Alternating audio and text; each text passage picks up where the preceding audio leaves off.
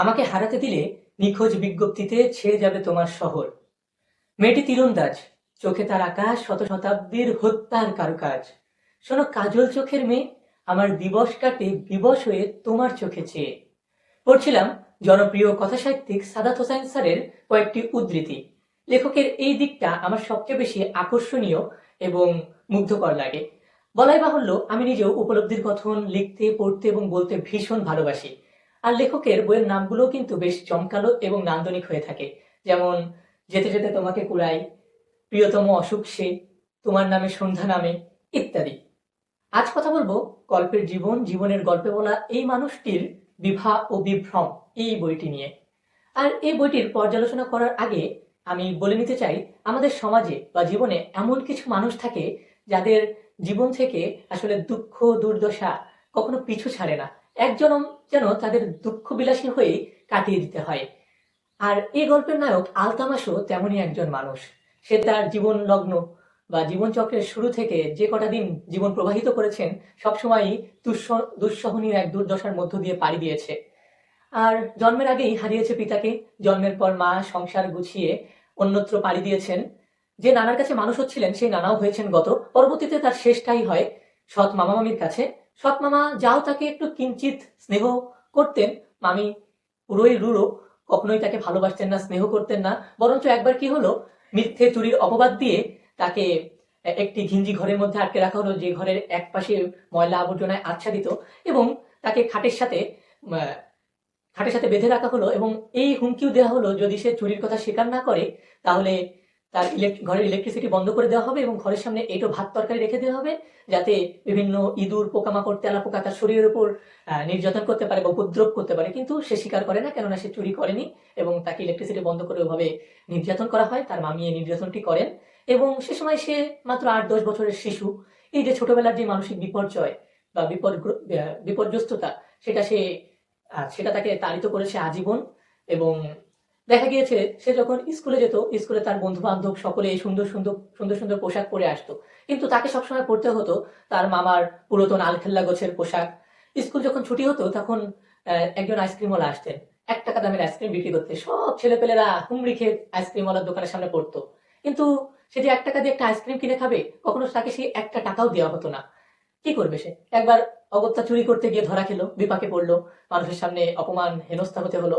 আবার স্কুল থেকে যখন বাড়ি ফিরতো তখন দেখতো কি যে হরিহরনের মিষ্টির দোকান থেকে সকলে রসগোল্লা কিনে খাচ্ছে এবং সকলের গাল বেয়ে সেই রস টপ টপ করে মাটিতে পড়ছে। তারও ইচ্ছে হতো যে আমি যদি এরকম আমার গাল বেয়ে টপ টপ করে রসগোল্লার রস পড়তো, আমি যদি একটু খেতে পারতাম। তার চেষ্টা হতো, কিন্তু কখনোই সে পারতো না, কেননা তার জীবন তো আর বাকি সকলের জীবনের মতন ছিল না। সাদাত হোসেনের এই জিনিসটি ভালো যে তিনি আহ জীবনের গল্প বলেন এবং জীবন আসলে মানুষ কতভাবে দেখে, কতভাবে প্রবাহিত করে। কারো জীবন সুশ্রী সুন্দর, কারো জীবন অসুন্দর, কারো জীবন বেশ দুঃখ দুর্দশায় জর্জরিত। এটি কিন্তু খুব সুন্দরভাবে তিনি তুলে ধরেছেন। আর বলা চলে আরো বেশ কিছু বিষয় তিনি তুলে ধরেছেন, যেমন সমাজে মানুষজনের দুর্বলতার সুযোগ নিয়ে উচ্চপদস্থ মানুষজনের নিম্নপদস্থ মানুষজনদের প্রতি যেই ছোট করে দেখা, হেয় করা মনোভাব। আবার কখনো কখনো ফুটে উঠেছে গল্পের যে নায়ক আলতামাস, তার মানসিক বিকারগ্রস্ততা, পাগলামো মনোভাব, আবার আতঙ্ক, ভীত মনোভাব, ভয়ঙ্কর যে অতীত সে লালন করেছে সেগুলোর স্মৃতিচারণ, তারপর বাস্তবিক জীবনের নানা ঘটনা, বাস্তবতা, বেকারত্ব, বেকার মানুষের জীবন, সমাজে উচ্চপদস্থ কর্তৃক নিম্নপদস্থদের যেই অবহেলা, এবং তিনি মূলত দার্শনিক একটি ছন্দের মাধ্যমে প্রেম ভালোবাসাকে সঙ্গী করে নিয়ে এই বিষয়গুলো খুব জমকালো ভাবে তুলে ধরার চেষ্টা করেছেন। এবং সেই ক্ষেত্র থেকে যদি বলতে চাই তাহলে বলা চলে যে নির্মম বাস্তবতার প্রতিফলন হলো গিয়ে বিবাহ বিভ্রম এই বইটি। এবং আরো বেশ কিছু বিষয় দেখা গিয়েছে যে এই গল্পের যে নায়ক আলতামাস, আগে বলেছি সে জীবনে বেশ অভাব দেখেছে। সে জীবন চক্রে তার যে জীবনকাল ছিল সেখানে বিভিন্ন ধরনের ভয়ঙ্কর বাস্তবতার শিকার হয়েছে দিন রাত্রি, যা তাকে করে ফেলেছে আরো বেশি বিকার, নিষ্প্রাণ, সন্ত্রস্ত এবং আতঙ্কিত, সন্দিগ্ধ। তো আরেকটি মজার ব্যাপার কি, এই লেখক যেহেতু আলতামাস সকলের সাথে মিশতে পারে না, তো আলতামাসকে দিয়েছিলেন একটি কল্পনার জগৎ, একটা নিজস্ব জগৎ। এবং সে যেহেতু মানুষজনদের সাথে মিশতে পারতো না, চলতে পারতো না, সেহেতু সে নিজস্ব একটা জগৎ তৈরি করে নিয়েছিলেন, তার ভেতরকার একটা জগৎ। এবং সেখানকার একচ্ছত্র অধিপতি বা সর্বে সর্বা সবই ছিল সে নিজে। সে সবসময় চিন্তা করতো তার জীবনে এমন একটা অলিক ক্ষণ আসবে যে সময় সে তার জীবনের যত দুঃখ দুর্দশা, অপূর্ণতা, অপ্রাপ্তি রয়েছে সেগুলো সে হিসাব নিকাশ করে সবকিছুর হিসাব চুকিয়ে ফেলতে পারবে। কিন্তু দেখার বিষয় সেটাই, বিবাহ বিভ্রম গল্পের ভেতর সে কি আসলে তার সেই জীবনটাকে খুঁজে পায়, সেই অলিক্ষণ কি আদৌ তার জীবনে আসে, সেটা জানতে হলে আপনাদের সম্পূর্ণ শেষ করতে হবে এই বিবাহ বিভ্রম। এবং না স্বীকার করলেই নয় যে এই আলতামাসের যেই আহ, জীবনটা ছিল বা আহ, যে অলিক বা কল্পনা জগৎ ছিল, সেখানে আমিও কম বেশি সঙ্গী হয়েছি, হাবুডুবু খেয়েছি। এখন আলতামাস বড় হয়েছে, চাকরির জন্য পথে পথে ঘুরে বেড়ায়। কিন্তু এই চাকরি বোর্ডের যে প্যানেল থাকে তারাও মূলত তাকে হেয় করে, বলে যে তোমার নাম আলতামাস, এমন নাম কে রেখেছে? আলতামাস না রেখে আলতামাশা রাখলেই তো হতো, মাত্র একটা আকারেরই তো ব্যাপার। এমনকি তাকে পাড়ার মুদি দোকানওয়ালা থেকে শুরু করে সবজি বিক্রেতাওয়ালা কেউই তাকে দেখতে পারতো না, সকলেই কেমন যেন তাকে একটু পাশ কেটে চলতো। সে সারা জীবন একা একা থেকেছে, একা একা খেয়েছে, তাকে সবসময় একগুঁয়ে একটা জীবন দিয়েছে তার মামি। তো তার তো এর বাইরে আর কিছু করার ছিল না। তবে তার জীবনে তাকে একটা সত্যিকার অর্থে যদি কেউ সঙ্গ দিয়ে থাকে, সেটি ছিল হলো গিয়ে তার আহ, স্ত্রী, সেটি হলো গিয়ে ফারিয়া এবং মেয়ে ফারিয়া। এবং তাদের ভিতরে একটা প্রেম ভালোবাসার আঘাত ছিল, বোঝাপড়া একটা বন্ধন ছিল আর কি। তো এই আর কি। আর সবশেষে বলা যায় যে আহ, লেখক সাদাত হোসেন খুব দারুণ লেখেন।